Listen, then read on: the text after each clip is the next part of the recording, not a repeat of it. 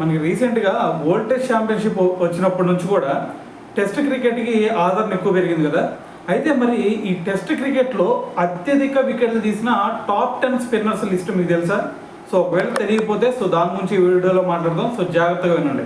So మరి first కనుక చూసుకుంటే మనకి ముత్తయ్య మురళీధరన్ ఏకంగా 800 వికెట్ తీసుకొని ఫస్ట్ ప్లేస్లో అయితే ఉన్నాడు అనమాట.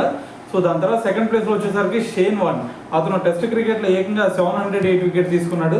సో దాని తర్వాత థర్డ్ ప్లేస్లో వచ్చేసరికి అనిల్ కుంబ్లే ఏకంగా 619 వికెట్ తీసుకుని థర్డ్ ప్లేస్లో అయితే ఉన్నాడు అనమాట.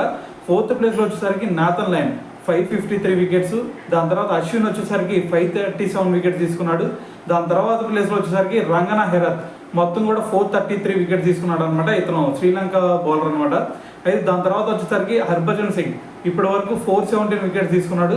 దాని తర్వాత ప్లేస్లో వచ్చేసరికి Daniel Vettori New Zealand bowler 362 wickets తీసుకున్నాడు అనమాట టెస్ట్ క్రికెట్లో. సో దాని తర్వాత 9th ప్లేస్లో వచ్చేసరికి జడేజా ఏకంగా 324 వికెట్స్ తీసుకున్నాడు ఇప్పటి వరకు. సో దాని తర్వాత 10th ప్లేస్లో వచ్చేసరికి ల్యాన్స్ గిబ్స్ అని, సో ఇతను వెస్టిండీస్ బౌలర్ అనమాట. సో ఫస్ట్ టైం 300 వికెట్స్ తీసుకున్న బౌలర్ ఎవరైనా ఉన్నారంటే సో మరి ఇతనే అనమాట. సో మొత్తం కూడా టెస్ట్ క్రికెట్లో 309 వికెట్ తీసుకున్నాడు అనమాట. సో ఓవరాల్గా చూసుకుంటే టెస్ట్ క్రికెట్లో మొత్తం కూడా మరి టాప్ 10 స్పిన్నర్స్ అయితే వీళ్ళు అనమాట.